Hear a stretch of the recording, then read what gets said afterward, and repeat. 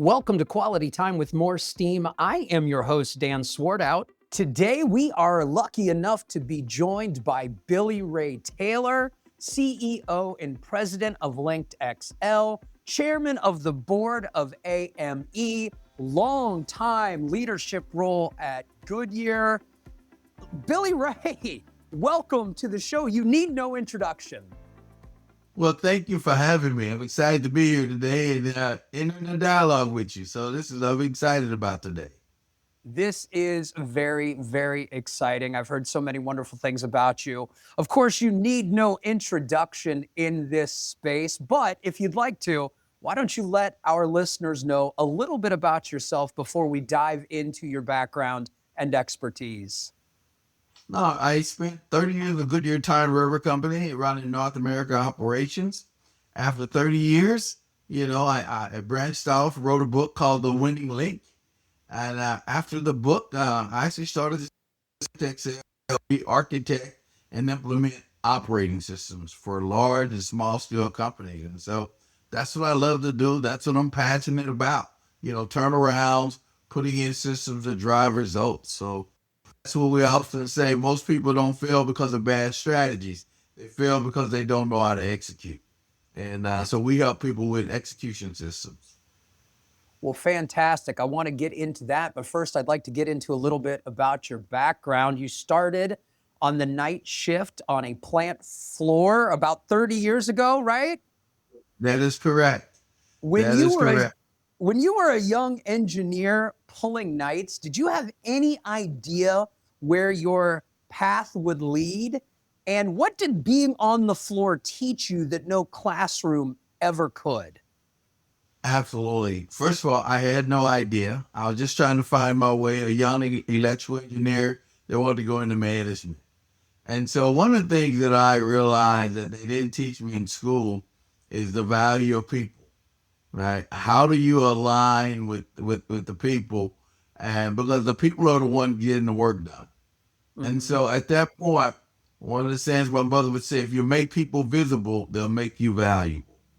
And so at that point, it was that respect for people, earning the right to change is critical. And really, there's two rights. There's the technical right and the cultural right. As a young person, I realized the cultural right is what drives change, right? The technical right is you have a title, right? You're giving people a paycheck. Those things that you're giving people. The cultural right, that's respect. That's how you treat people. Why would people follow you, right? The question that you should ask, and that cultural right is why you have their respect. And no classroom taught you that. Right? Mm-hmm. They taught you to measure what matters. What they didn't teach you was that everything that matters can't be measured. And that's that cultural piece. I want to dive into that a little bit, the technical right and the cultural right.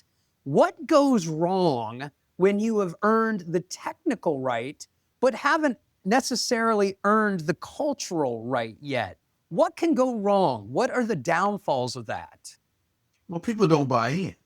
And they're going along to get along. So basically, while you're in the room, they're going to do what you say do. But when you leave the room, they don't own it. They don't buy in. They're not evangelists to the process. They're not evangelists to what you're doing. And so once you get people that are earning the right, and I'll break it down in an analogy I once heard, when you're talking about cracking an egg, right? When you're talking about cracking into a tea, see, when the egg is cracked from the inside, life begins. Mm-hmm. But when the egg is cracked from the outside, life ends, right? We're having that egg for breakfast. And so when you're having the cultural right, you're cracking that egg from the inside.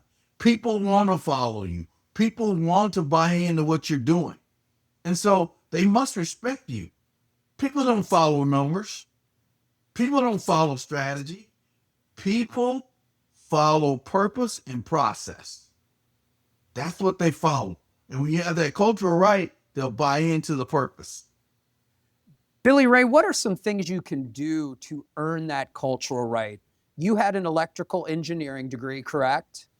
Mm-hmm. Maybe Yes. not a whole lot of classes on dealing with people, management in earning that electrical engineering degree. So what are the things you had to learn about earning the cultural right? And what are some things that leaders can do now to earn that cultural right?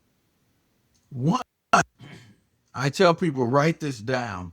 You can't manage a secret. Okay. So often companies are just embedded with secrets. Their strategies are secret.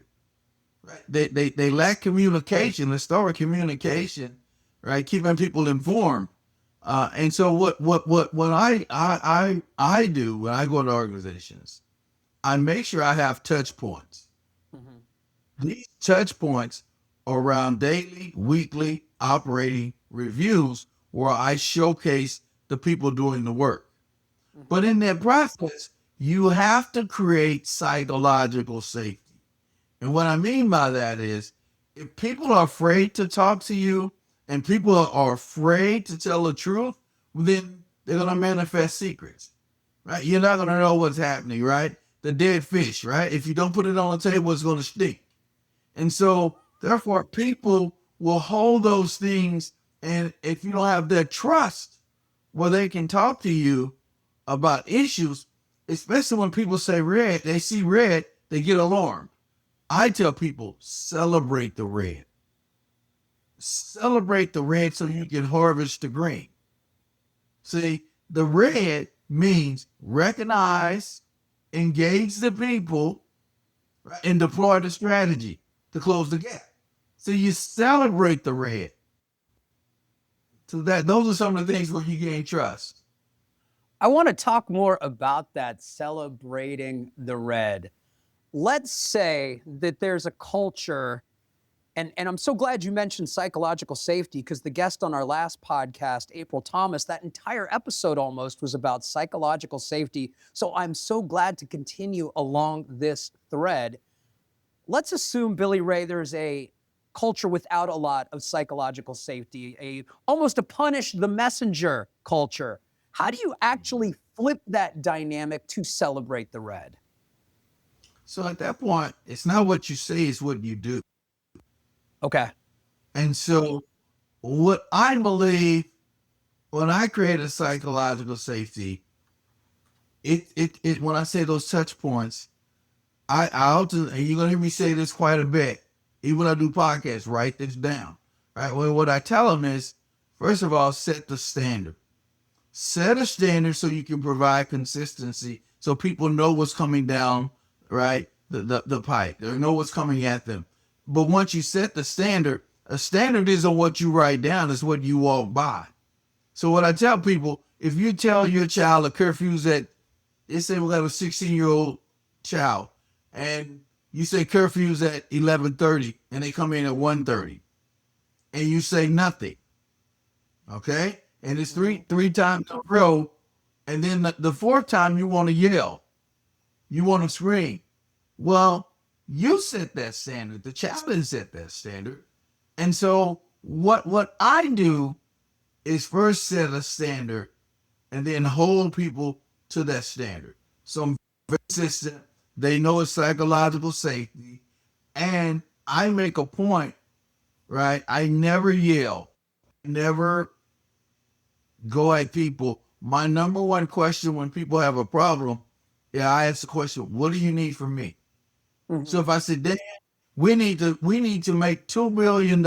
What do you need from me? See, the other one is yelling at you saying, Dan, get out there. We are horrible. We can't make money. You're going to blow up. But when I ask that question, what do you need from me? Then that starts to create this psychological trust, because the human being has 4 basic needs. Right. I don't care who you are, right? The need to be heard, the need to be understood, the need to be free, to be who I am, and the need to understand and be understood. If you appeal to those needs, they will start to trust you. They will start to buy in with what you're doing. Right? I work with huge unions. And how did I gain that trust? Right? I had weekly meetings. Mm-hmm. Every day I had lunch with 30 people my first year. This is 3,000 people working this plant. Every day for a week, Monday through Friday, I bought lunch for 30 people and they could spend 30 minutes with me. Yes. And guess what? In this meeting, they heard it straight from me. They understood what the strategy was. They understood what the gaps were. And again, you can't manage a secret. I didn't leave it up to assumptions. Right. And one of the things that I would say, when you're driving change, you have to be consistent. Yes. And I say, again, write this down. Whatever you put in operating systems or procedures or policies, be hard on the process so you can lead easy on the people. See, when I'm hard on the process is the bad guy. I'm not the bad guy. That's the rule. Right. See, I'm not looking for confrontation. I'm looking for alignment. Billy Ray, this is fantastic because literally my next question was about being hard on the process so you can be easy on the people. I think Yes. that is a fascinating way to approach things. And for a culture that maybe you've had leaders who've been hard on both the people and the process, how do you help those leaders make that shift to being hard on the process so you can be easy on the people? What has to change first to achieve that dynamic? You have to set the standard. You have to establish what good looks like, put it in writing, and communicate it very well. Mm-hmm. And that's where you can be when people know the standard. See, in the absence of ownership comes blame. When people don't know what they own, they blame. So you must communicate what the standard is and what they own and how they follow the standard. But let me give you an example to put it in perspective. When I was a young leader, I got promoted. I'm about late 20s, and Mm-hmm. everybody on my team were senior than me, and probably 80% of that group hired me. Okay. Okay. So now I had this meeting every day, and everybody would be late.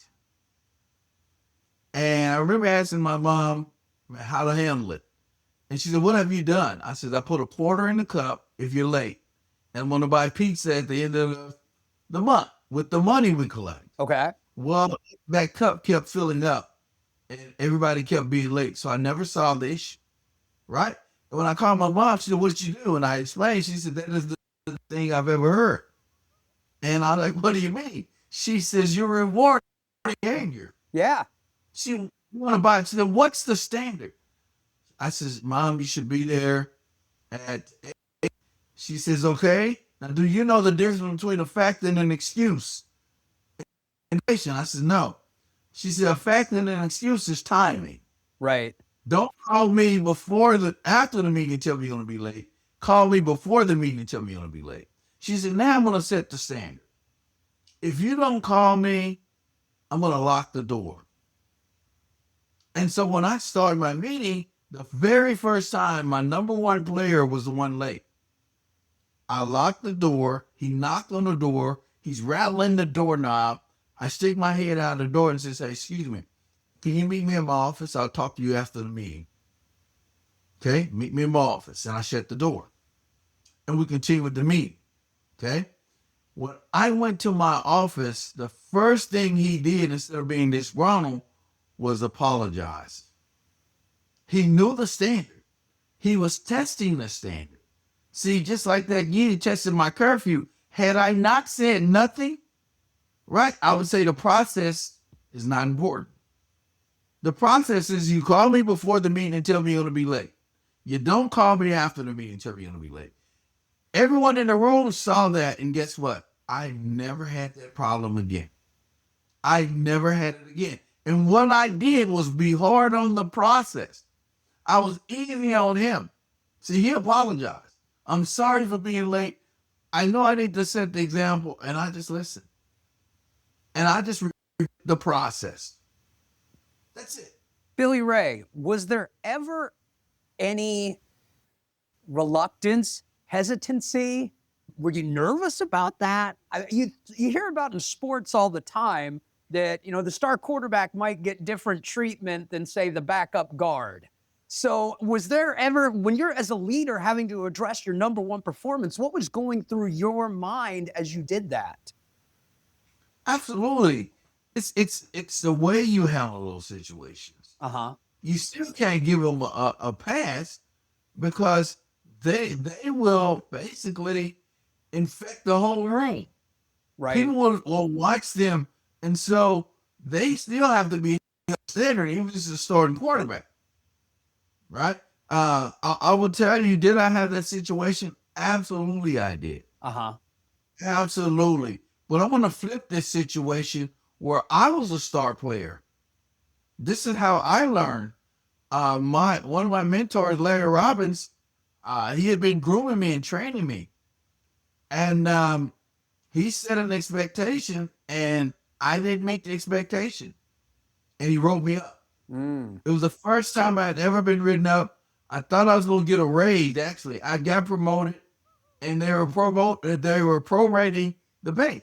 Uh-huh. I walk in this room to go get the raise, and at that point, Mr. Robbins handed me a letter saying that I didn't meet his expectations, and he had communicated them to me 3 times. I was furious. I went back to my room. I was furious.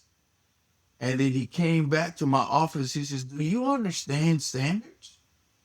Why would I make an exception for you? And I thought about it. He says, young man, the standard is the standard. What you accept, you cannot change. And if I allow you to do it, then everybody around you is going to do it. They're going to do it. He goes, and I want you to embrace this lesson as a young man, because as you start to grow and become a leader, remember, setting a standard is critical. Setting a standard. Because, I may communicate a little more with my star player. I may explain a little more why I'm doing it. But I don't say you don't have to follow the process. Listen, I'm not a University of Alabama fan, but I am a Nick Saban fan. One of my greatest, and you can Google it and watch it on YouTube. Nick Saban comes out, they're at practice, and they've got this star player. They just recruited this little freshman. He's a hotshot All-American. And they're at practice. And the player liked to wear a shirt untucked. He'd untuck the shirt, and Nick Saban's standard was everything's tucked in. The first day Nick sees film, he's not out there. But then Nick goes out the next day because he knows the kid's going to be out there again. Now, every other player is watching it because guess what? They want to untuck their shirt too. So Nick Saban walks out and he looks at his coaching staff and he yells, am I the only one seeing this kid with his shirt not tucked in? Am I the only one? And he's looking at his coach. He's not looking at the player. He's looking at the coach. Am I the only one? Basically, he's telling the coach, you're not doing your job. Now, being hard on the what? The process. He's not being hard on the player, the coach. He's being hard on the process. The first thing the coach looks at him and apologizes and walks over to the player. What do you think the player does to the coach? He apologizes to the coach. What did everybody on that team see? Right? They saw the process in effect. And you know what? They're thinking, there's no way I'm coming out of that locker room tomorrow without tucking my shirt in. Right? I hear you. That's when you manage teams. And Billy Ray, I know that Nick Saban is most associated with Alabama, but he had several coaching stops along the way. And as a graduate of The Ohio State University, I claim Nick Saban as a defensive backs coach for the Ohio State Buckeyes under Earl Bruce in the early 80s. So we've got some Nick Saban DNA in the Ohio State program as well. Absolutely. And you know what's interesting, Dan, is if you look at his pedigree or his tree, look at all the coaches that coached in the playoffs last year that came from that tree. Mm-hmm. That came from that. I'm calling it the standard, the process. Mm-hmm. When leaders want to know, listen, when I walk into plants, I've been to some of the remote plants in the world. I went to one plant where I was the first African American to walk in the door. And my mother asked me this simple question. She says, why would they follow you? Simple question. Mm-hmm. Simple question. And she says, the key is ownership. See, most people look at strategy plus execution equals results. It's strategy plus who owns in my strategy so we can execute is how we get results. And so when I go into plants, I really focus on ownership. And there's one thing I'm going to treat you respectful. I'm going to be, transparent. I got the Billy Taylor 2-foot rule. You get within 2 feet of me, I say hello. I don't care who you are. I'm going to give you this big smile and I'm going to say hello. Now, what's interesting is that's where the speed of trust comes in. Mm-hmm. Right? And as human beings, we are wired. We are wired for contact. We are wired to win. And so, but if you don't know what winning is and people work with you, some companies I walk in, the people are just coming in, doing their work, going home. And I ask the question is, where's the scoreboard? And the manager looks at me and says, what do you mean scoreboard? I said, okay, if you go to a football game, what do you look at to see if you're winning or losing? The scoreboard. The scoreboard. The scoreboard. Basketball, the scoreboard. You get in your car, you're going to look at that gas gauge. That's going to tell you if you're going to get there or not. Why don't you know the score? That's right. Why do companies not have the score? Why do operators not know if they're winning or losing at the end of the day? And when they win, a great leader goes over and say, thank you. A great leader walks over and say, hey, we're winning. But most people can't talk. This going back to psychological safety. It's one of my favorites. I used to tell my team, do not treat me like a person would a mother in the grocery store with a baby carriage. And they said, what do you mean? I says, when you walk up and you had to talk about something difficult, what do most people do? They lie. Mm-hmm. Right? They exaggerate. How does my baby look? Oh, the baby's so cute. It's so precious. But when they walk away, it's, oh, dang, that's an ugly baby. Right? We're going to talk about the ugly baby. We're going to talk about those things that are difficult to talk about because often the baby isn't ugly, right? You don't have a process to do the baby's hair. That's the problem. That's the problem. So the problem ain't the baby, it's you. Right? And so when I lead companies, man, we talk about the ugly baby. We talk about those things that are hard to talk about. This is absolutely fantastic stuff. And I have to say, you've talked about some of the amazing things that make for great leaders: transparency, building a culture of psychological safety. It seems like another thing is having the advice of a great mom, because you've gotten a lot of that, Billy Ray. Oh my gosh. The biggest quote, I did this interview. A person walked up to me out of the hotel, has one of the biggest Instagram followings, millions. Uh-huh. And he just puts the mic in front of my face and he says, I know Billy Ray Taylor. And I'm like, yes, sir. He goes, can I ask you a question? And I was sure. He says, what is one of the greatest lessons you've learned? And what would you tell your 20? And I says, when I was going to take a difficult job, I called my mom and I said, I'm not taking the job. She pointed at me. But here's what she said. She says, if a bird lands on the branch, does the bird trust the branch or does it trust its wings? And I says, well, where are we going with this? He says, young man, I've seen many birds land on branches. But what I've never seen is a branch break and the bird fall and die. Great leaders, great people trust your wings. And at that point, I realized what she was saying when you're talking about leadership. My mom really basically put these things in our life and instilled in me, build a process, replicate the process, trust the process, right? That's when she says, in the absence of ownership comes blame. You have to own it. People will follow you when they own whatever it is in their process that they're designated to. They'll improve it. Because remember, you can't manage a secret. I'm going to Right. repeat the same thing, because when I go out there, people need to know if they're winning or losing. One of the biggest mistakes I see companies make when they build their scoreboard, they only focus on the key performance indicator, the KPI. Right. That's all they focus on. And that has been the biggest flaw that I've seen. Now, let me tell you, my company, basically, we trademark the word KPA. KPA, Yes. key That's, performance actions. that's right. So most people only talk about the output, the KPI. That's the output.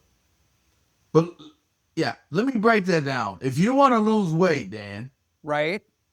there's this, the KPI is you're going to stand on the scale every morning or when you get out of the shower. You want to know what is your weight. That's KPI.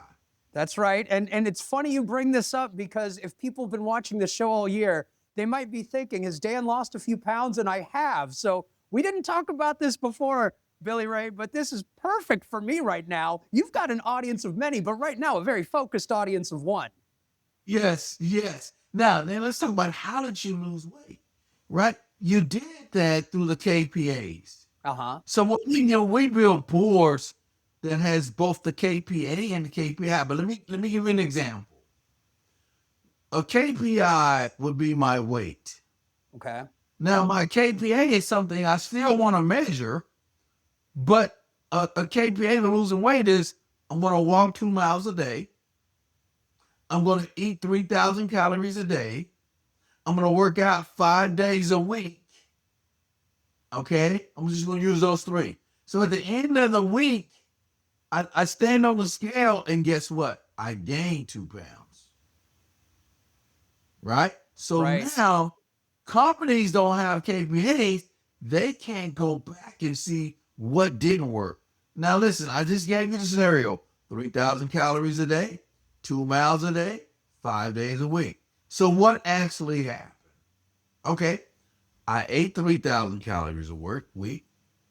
I did walk 2 miles a day, but I only did it twice instead of 5 times. So you didn't meet your KPAs. So if you don't meet your KPAs, you'll never meet your KPIs. That's right. But more importantly, you know why you're not meeting them. Exactly. I didn't walk 3 days. I didn't walk the 2 miles. It's that simple.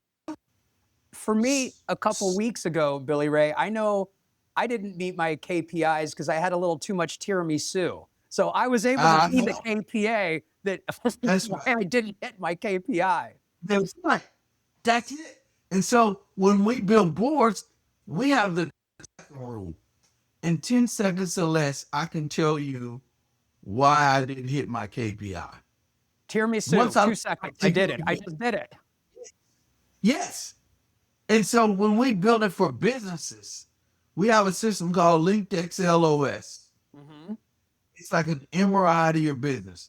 It's really focused on connecting KPAs to your KPIs and your action register. Because often people don't have this embedded system where you keep up with your actions. And so I liken it to when I was younger and I sit in meetings and I had those seasoned leader, they would give me the old, there's a squirrel, right? There's a squirrel. Everybody look and they're distracted, right? They're distracted. And then the meeting closes, I have no commitment. They were masters at giving me the story of the dog ate my homework. Right. Her dog ate my homework. Where's your homework, Billy? Ate my homework. Right? And so I'm like, no. That doesn't work.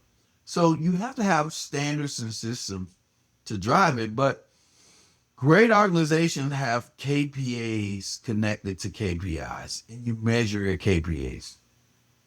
Billy, LinkedXL, which you are the president and CEO of, it's built on the connected business model. And we've been talking about that a little bit here with connecting KPAs to KPIs. What does a disconnected business actually look like from the inside? Because you're going in to fix businesses that are disconnected. So what does that actually mean, and how do you get them to become connected?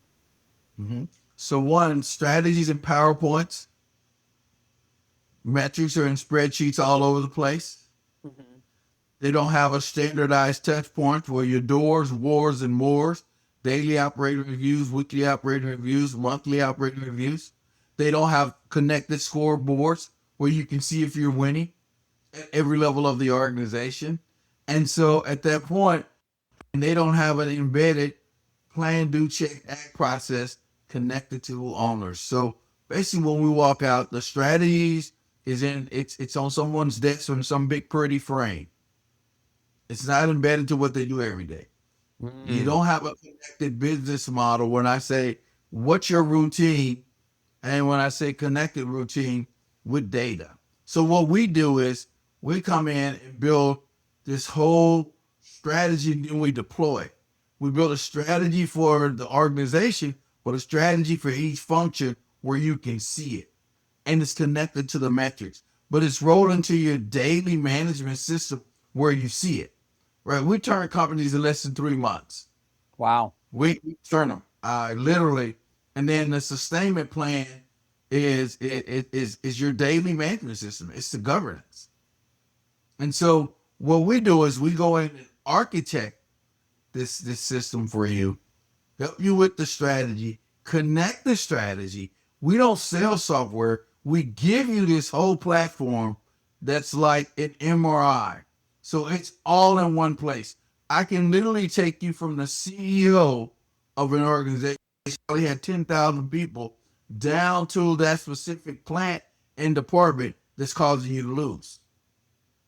And so you can actually see this connected. That's why we call it connected business model. The strategy is connected. The performance is connected. The owners to that strategy is connected. And you've got trend charts. But more importantly, whenever you see red, how do we celebrate? We have an action register that everything that's connected to that metric, our system allows you to see once I complete the metric, did it move the needle? So we can tell you got good actions or bad actions. And so what we do is we walk into very large scale companies and we walk into small, I call it mom and pop shops and private equity, hospitals. So that's what we do. That's what we do. And I go all over the world and feature it. Right? I was just in New York this weekend. We were in Madison Square Garden. A huge group came in, heading out. Immediately when I get out for this, I'm heading to San Antonio. Wow. Yeah. So, I mean, everybody wants to see it. Everybody wants to see how it works. And what we do is we don't sell it to you. We give you a sandbox. We let you play with it for a month. We're like, don't have buyer's remorse. We see the impact. And so what this is 30 years of what Billy Taylor had to live. And then we put it into a connected business model. And it's featured in the book, The Winning Link. So my book, The Winning Link, this whole thing tells how it's done. How do you execute? It goes back to what I said. Most people don't fail. Most companies don't fail because of bad strategies. They fail because they don't know how to execute. And to put it in a bow, we build execution engines. Billy, I will put some of this information in the show notes, including a link to your book, The Winning Link. When I told people that you would be on the show, one thing they told me is you have to ask Billy about the Fayetteville story. That's something that people said, I need to ask you about because it is so phenomenal. Can you please share that story And I'm going to leave this as an open-ended question because I've heard so much about this and I'm excited to hear it directly from you. Oh, so I was getting ready to get promoted to North America, and this is the worst plant in the footprint. The CEO called me and he asked me to take this job, and I thought, no. This is Fayetteville, North Carolina, right, Billy? Lakewood, North Carolina. And so I was in Lawton, Oklahoma, the world's largest tire plant. We just won the Shingo Prize, like the Nobel Prize. Oh, yeah. And I thought, wrote it. And the guy, he calls me, and that's when I got the story about the birds. That's when I said, no way. Because Fayetteville was known as Vietnam. It was like a war zone. And so I take the job. This is interesting. I go on night shift. I mean, no one knew. It was horrible. Horrible. And you're going to hear me talk about define winning, allowing to win, and executing winning. So what happened was I went in on night shift and I asked all the people, no one knew I was coming. So I got there a week before I'm supposed to be there, and I got a baseball cap on. I let security know that I was coming in, and I walked third shift. And they were making 30,000 tires a day. You needed 38. Wait a minute, Billy. And they didn't want to. I'm sorry to interrupt. Yes. So you almost went in like undercover boss before the show Undercover Boss? Yes. Okay. Absolutely. Absolutely. And the first person I encountered was the union vice president. And I asked him, what's winning? Right? This is my number one question. Define winning. And I says, he couldn't answer. And I said, approximately how many people work here? And I'm thinking he's going to say about 3,000, 2,000. It was funny. He says, you want me to be honest? I said, yes. I said, about how many people work here? He says, about half of them. And I'm like, what the heck? So long story short, I go in the morning. I do the same with my leadership team. None of them know what winning. So therefore, winning was a secret. Mm-hmm. Strategy was a secret. I bought everybody in a jersey that had the number 38 on it. I put the union logo on one sleeve, the company, and I put "We Are the Choice" on the back as our name.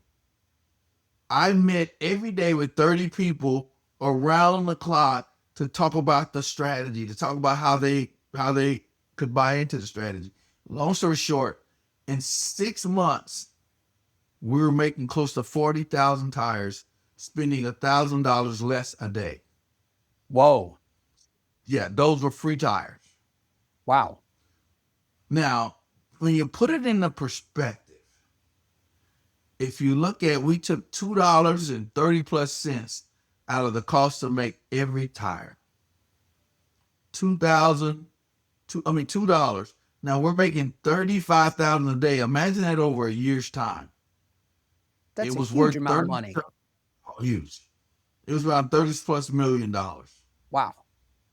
And so when we did that, I changed everybody. Stephen Covey, Franklin Covey, they all wanted to see, how did we do this? How do we do this? And I said, it was simple. It's called extreme ownership. Everyone knew what they owned, but I celebrated the red and I recognized the union for what they did. This wasn't about Billy. It was a game changer in the industry. Those jerseys have been auctioned and sold on eBay still. Really? I had someone on LinkedIn say, I bought this jersey off of eBay. I still have my jersey in the closet. They're iconic. Billy, for you to turn around that plant to that degree, that must have made you an absolute superstar within the organization. What is that like when you are a person who is looked at with that kind of reverence as a superstar who is going to be a big-time leader in this organization? How do you stop that from getting to your head a little bit? Because I know one of the things that we talk about is humble leadership, and you talk about making it for your people. And a lot of leaders talk about, I am a servant leader, I work for them. When you are an absolute rock star that everyone recognizes, how do you deal with that and maintain that kind of humble leadership? You know, there are no rock stars, according to my mother. Okay, I love my your mother, mother. yeah, she would also she would say to us, you know, that's what to make people visible at. I was just at an event. Everybody want to take a selfie. I took a selfie. Everyone, and there was a formal line. The Billy Taylor 2-foot rule. Remember to make people visible, they'll make you valuable. It's not about you. It's not about you. And my thing is, how do you show up? Right? Mhm. Humility has a way of coming around, right? Even those people that are rock stars now, right?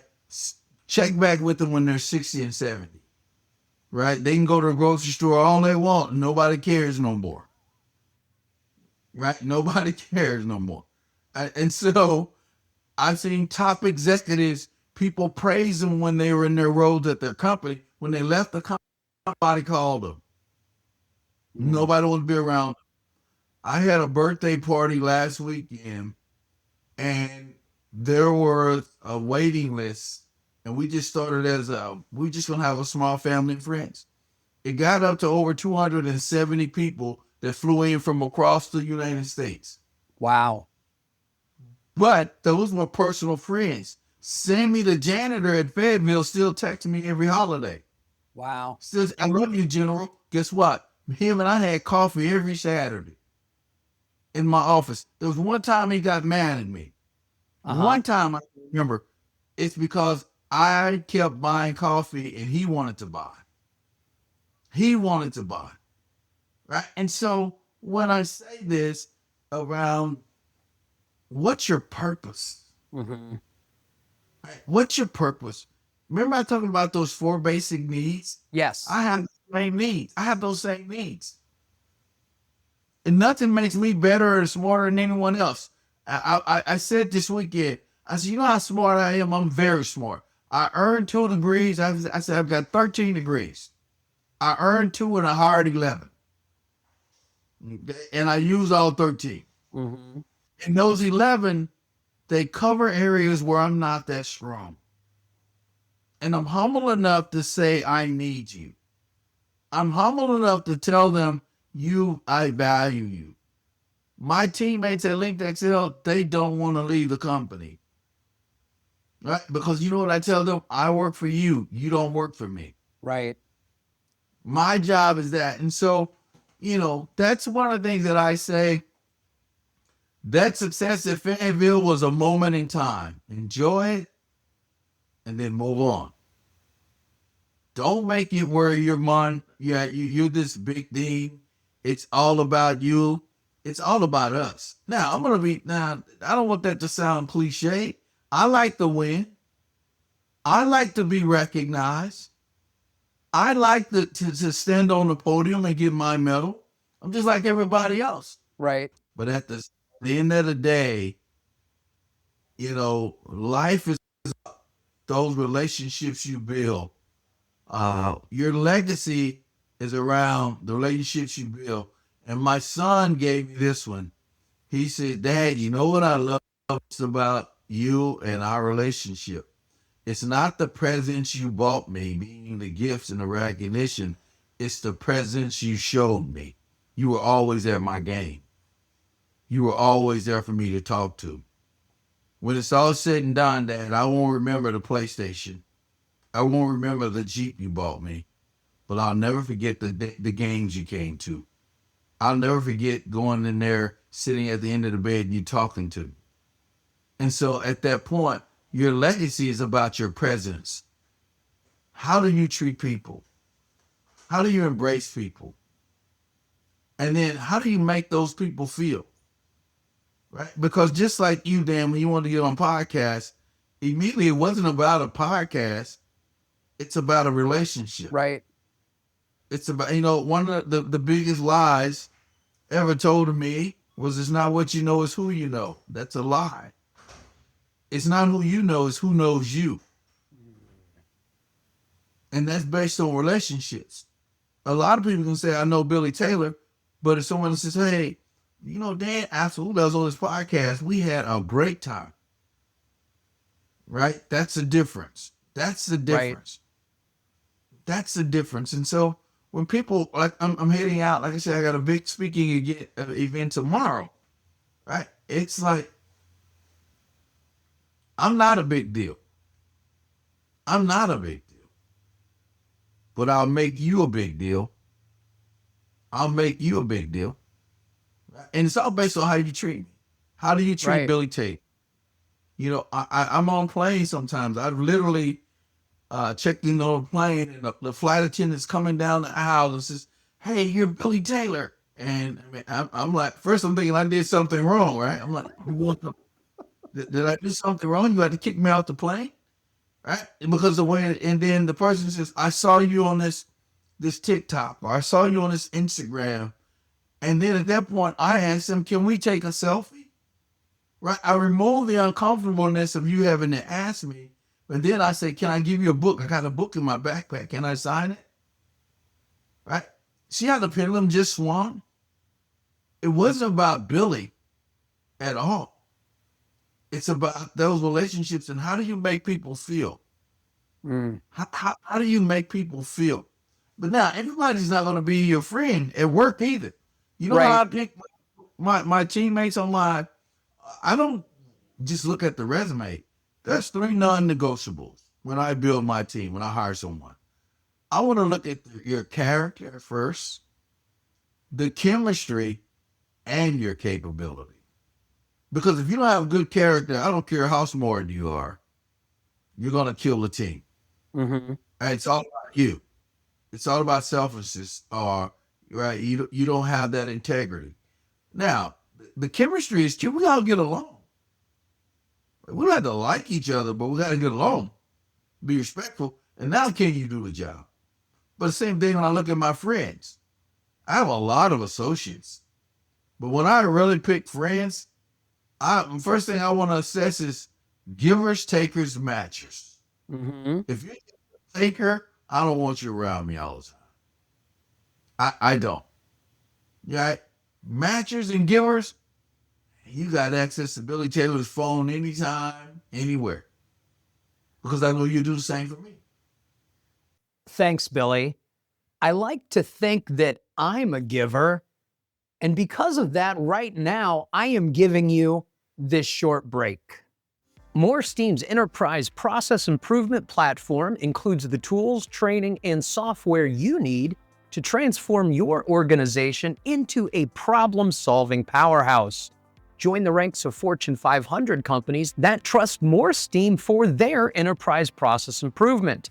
Visit MoreSteam.com to learn more. Also, I want to take just a moment to thank you for listening to Quality Time with MoreSteam. You can email the show at qualitytime@moresteam.com. And if you're enjoying the show, please leave a rating or review on your favorite podcast service. And now back to my conversation with Billy Ray Taylor. Thank you so much. This has been phenomenal. Before I let you go, this is what I want to ask you about, Billy, because in process improvement, continuous improvement, we're always talking about change. And people don't necessarily resist change. They resist change being done to them. So what are the concrete things a leader can do in the first 90 days to make people feel like participants in change instead of targets? Well, one of the things I believe is important is when you say they don't resist change 100% when it's done, they don't resist when it's done with them. That's what I did when I went into union factories. I don't put a board up in your area without you being on the design process. I have to give you a voice because then it's your board. So when leaders are going in continuous improvement, talking about culture change, they go in and put boards up. They tell them what it's going to be. They get their input and insight. Right? They don't ask the experts. So create a platform where you give them a voice. Because often leaders think that they're the smartest person in the room, and they think they make everything happen. I have a speech where I talk about the leadership, right? Flipping the pyramid. It's like the pyramid is around driving accountability down. 5% think they make everything happen. 15% watch everything happen. Then 80% wait to be told what to do so it can happen. Great leaders flip the pyramid where you have management systems and scoreboards where 80% know how they're executing. The 50% now deploy and enable, and the 5% now create the vision. But now, going back to that, how do you get them involved? Ask the expert. And I love to bring it to my home stories. I remember when I was going on my first date, I got Dad in the kitchen. I said, Dad, I got a question for you. He said, yes, son. I said, how do you treat a woman? How do you treat a lady, Dad? Do I open the door? What do I do? Do I pull a chair out when we get to the restaurant? What do I, Dad? This is a big one for me, you know? And he goes, he grows his shirt like the executive. I'm like, let me tell you, son. And he sits there, right? And I hear this laughing in the background. It's Mom. Uh-huh. And I said, Mom, what are you laughing at? This is serious. She said, can you repeat the question? I says, I'm asking Dad how to treat a woman, how to treat a lady. She asked again. She said, why in the hell are you asking him? He has no idea. He's not a lady. Ask me. I'm the expert. Uh-huh. Ask me. All he knows is what I'm telling you. Don't rely on secondhand information, son. Don't rely on secondhand and thirdhand. Ask the expert. So when you go through your career, go to the people that live it every day. Right? Because my to me is the greatest thing that lady's gonna want, son, is to know she's valued. See, you're thinking about the task instead of the value. Because as a human being, you are wired for value. You're wired, right? If I'm selling you this cup of coffee here, and this is, imagine this is a cup of coffee here, right? If you look at this one, it's half the size. See this one on right here? Right, It's right. I'm about to sell you some coffee, Dan. Uh-huh. This one here, this one is $10. The small one is $10. The bigger one is $10.25. Same coffee. Same coffee. 10, 10.25. So for 25 cents, you get twice the coffee. Same coffee. Which one do you want? I want the big one. Absolutely. Now, Dan, I just tricked you. Okay. Here's why. Dan, I don't know where you're from, but I'll be darned if I pay $10 for any cup of coffee. Then you quit thinking about the price and you start focusing on the value. Right? Got you. So the value gets you. Right? Yes. The value gets you. Billy, this has been absolutely tremendous. Thank you so much for joining us. I will have a lot more information about you in the show notes. I have to say, I was told that this would be an incredible interview, and it went, like I said before, above and beyond. Billy, any closing thoughts? This has just been tremendous. No, my closing thoughts, remember, make people visible, they'll make you valuable. It's that simple. Well, that is a perfect way to close out the show. Billy Ray Taylor, thank you so much. I'd love to have you on again sometime in the future, because with your background and expertise, I imagine there is so much more we could talk about. Yeah, absolutely. Absolutely. Thank you for having me. We'll be back in 2 weeks with another episode of Quality Time with MoreSteam. Thanks again.